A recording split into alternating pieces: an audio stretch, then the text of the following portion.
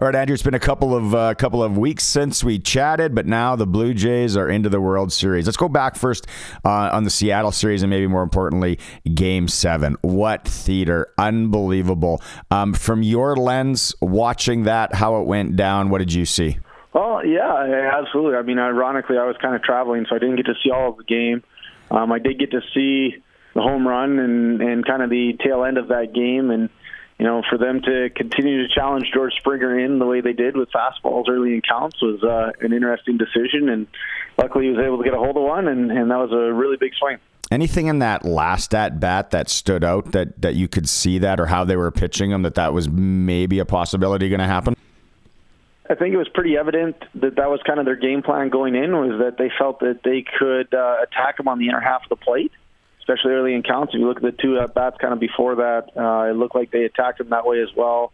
And we're getting in on him, whether that was a result of kind of the knee being a little sore or what. I'm not sure. Mm-hmm. Generally, I think George is pretty good on the inner half of the plate, but that was obviously their plan of attack, and it worked well the first couple at-bats, and then luckily, with the third or fourth one there, I think it may have been his fourth at bat. But yeah, he got to one inside and made him pay for it. As a former major league pitcher, and what do you make of what this young Trey Savage is doing? And he's going to be starting Game 1 here tonight. What do you make of all this? Yeah, pretty remarkable. I mean, for the guy to show the poise and the maturity that he has in the short time he's been up in the big leagues, it's a testament to obviously the kind of competitor he is and the confidence that he has in himself and his skills. And I mean, to be 20, is he 23 or 24? I'm not sure how old. Either way, he doesn't have a ton of pro experience, and here he is starting Game 1 of the World Series. And what a thrill for him. And, hopefully he can come out and have a good outing and give the Blue Jays a chance. And, he's just been incredible, really, except for maybe the first start there in the ALCS where he had some struggles, or just maybe a better way of putting it is wasn't quite as dominant as has been in his other ones. But what a shot in the arm for the Blue Jays, as he's been excellent for him. Former major leaguer from North Battleford, Saskatchewan, Andrew Albers is joining us here on the Western Pizza Guest Hotline. What the Jays have done with the pitching rotation so far, and then going into the World Series, has anything surprised you? Yeah, it's kind of been interesting. Trey Savage has surprised me. I didn't realize that they were going to kind of lean on him as heavily as they have. And they've been right to. He's answered pretty much every call that they could have hoped for. You knew that the bullpen was a little suspect going into it, so I think Schneider's done a really good job of trying to piece the end of games together. I thought it was an interesting move to bring Hoffman in the 8th of Game 6 and to throw 2 innings there when they had the 4-run lead, but it paid off as he was still able to come back the next day. Obviously, these 3 days off are going to help them basically reset everything as far as their bullpen goes. I would imagine Gosman's going Game 2. I don't know if that's been announced yet, but so luckily those 3 days off will really kind of help balance that. Or balance their rotation going into the World Series, which is a big benefit because the Dodgers had some time off and they were already ready to go. Yeah. It'll be a big task as it is, but at least that'll help them out a little bit. One weakness for the Dodgers, what I've been reading and hearing and all that, is the bullpen. So what will be the strategy for the Jays knowing that? Yeah, I think that and that kind of plays into one of the strengths for the Jays. They do a really good job getting into their at-bats, taking long at-bats, fouling off pitches, putting the ball in play. I think that's going to really be the key to the series, is are they able to, put together good at-bats against that starting rotation of the Dodgers? Are they able to get into the pen in the 6th and 7th innings of games? The back end of the pen, it'll be interesting, obviously, with Treinen and Sasaki kind of laboring and struggling just a little bit at the end of the year. If the Jays are within a run or tied, going into that 7th, 8th, 9th inning, you think that might be where they have the advantage. But it's all going to be about trying to elevate pitch counts of the starting pitchers and really just grinding out at bats and again having good long at bats, fouling off pitches, and making sure that they put the ball in play, which is something that they've done really well all year.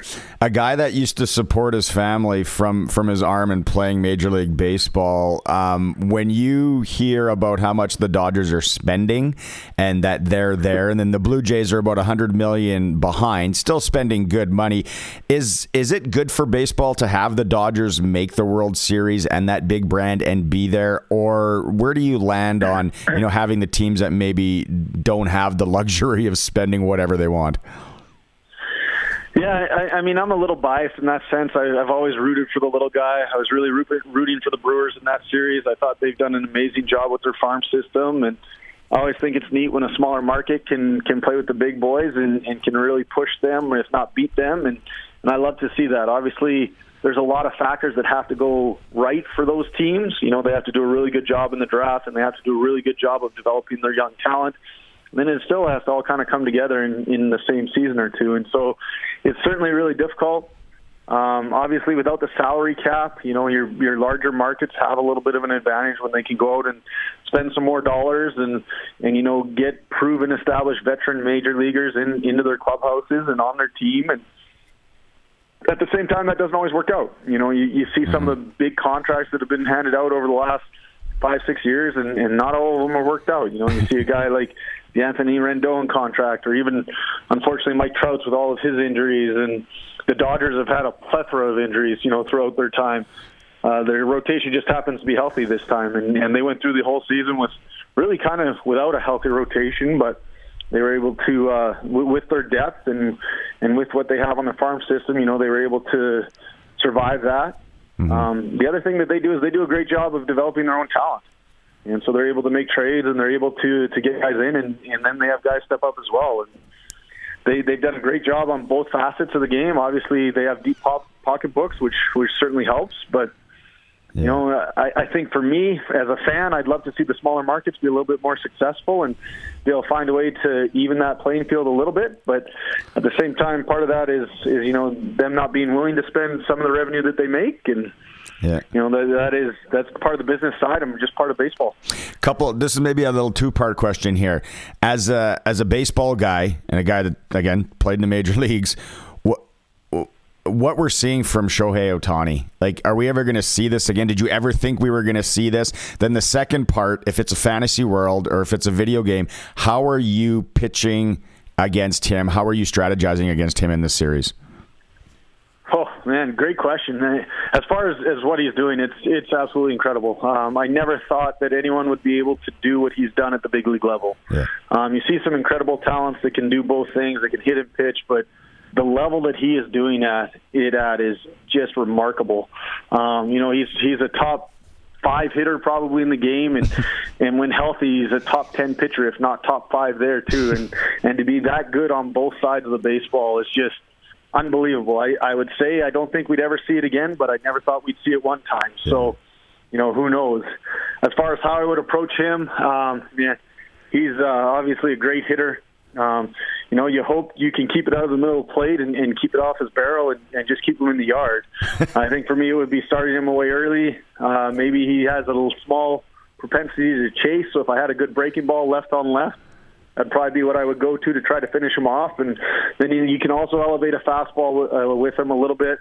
Again, you better get it up, because if you miss down, he can do all kinds of damage to you. So he's one of those guys that you probably circle in the lineup, and if you can, you try to not let him beat you, but at the same time, you pitch around him, and all of a sudden you got Mookie Betts and Freddie Freeman right behind him, and they're not too bad either. So kind of pick your poison and figure out the matchups that you feel comfortable with and go after those guys. The other thing, maybe the last thing for you today, Andrew Albers joining us here, former major leaguer on the Western Pizza Guest Hotline, is they talk about the closeness of this Blue Jay team. And, you know, when Springer hits that home run, I said it was almost like you're watching kids play, like just the joy and all that. The closeness of this team, do you see that? And is that something unique in baseball because it's such a long season? The rosters are a little bit longer. The pitchers are way out in, you know, left field or right field sometimes. Is it unique to have a baseball team this close? I think there's levels to it, right? And I think the Blue Jays have found a great chemistry there. I think part of the reason that they've done that is, you know, you look at the guys that they have, and yes, they have some superstars, obviously, in Gausman and Guerrero and Bichette and Scherzer and guys like that. But they also have a lot of role players that have really contributed this year. When you look at a guy like Ernie Clement or Addison Barger or Lucas or Straw, you know, guys that have really kind of been around for a while and grinded it out, and I think are really appreciative of their opportunity in the big leagues. I know from somebody like myself who did kind of grind it out in the minors, when I got those opportunities in the big leagues, you know, I was really thankful. And you have a little bit of a different perspective than some of the guys that have been up there have had a lot of success that are your superstars and things like that. And there have been so many of those with the Jays, the guys that have come up and played significant roles that I don't think they necessarily expected them to this year, that I think that's brought a lot of energy to the clubhouse. Mm-hmm. Baseball can be a long, long season, but when you're a minor leaguer that's been grinding it out down there and you get to go up to the big leagues, man, it feels a little bit shorter, and there's a lot of energy that comes with that. You're just so excited about being up there, so excited about getting your opportunity. And I think a lot of the team has fed off a lot of that. And again, for those guys to have such an impact, I think has been a huge part of this success. And they've obviously all bought in. Yeah. So it's been great to watch. It's fun to watch. Okay, I lied. I do have one more, because since you brought him up, Scherzer, what he did there with Schneider coming to the mound. Did you ever do that in your career, minor, pros, whatever? And what did you think about that move? That was pretty ballsy. Well, that's what happens when you have 20 years in the bigs and you're a future Hall of Famer. You can kind of get away with that. I wouldn't say I've ever done it that way, where I was that vocal about it. If you know anything about Max Scherzer, he's an incredible competitor. He is one of the most intense individuals I've ever seen take the mound. I consider myself pretty intense, but he kind of puts me to shame. I guess one instance that I had it sort of happen that way is it was actually in the Pan Am Finals in 2011. I started the game against the States, and we were in the 6th inning, and we were guys on 1st and 3rd with 1 out. We were up 2-1 in the ball game, and Ernie Witt came out, and we were talking, and a little bit more of a civil conversation than what Max had with John Schneider. But he's like, where are you at? And I said, Ernie, there was a left-hander coming up. It was Tommy Mendonça, and it's like, hey, I got one more guy. Like let me get this guy. And he looked at the catcher, and the catcher kind of gave him the nod. And he said, okay, and walked back to the dugout and, managed to punch the next guy out. And then he came out and got me, and Scott Richmond came in and closed it out and was just lights out that day. And that's how we won our first gold medal. So that's probably the closest thing that I can come to relating to that situation. In the big leagues, I never really had the time or the resume to do that. I feel like, you got to be able to back that up, and you got to have some pretty substantial statistics if you're going to do something like that. So that was never really an option for me, unfortunately. But it's always fun to see, and I love that Schneider went with him and stayed with him, and I love that it paid off for him. Yeah, what a move. Big stones there for sure. But like you said, he has the resume. Andrew, I always appreciate a chance to chat and some insight there. Really looking forward to this series. Thanks again for doing this. All right, thanks for having me, Barney. Appreciate it.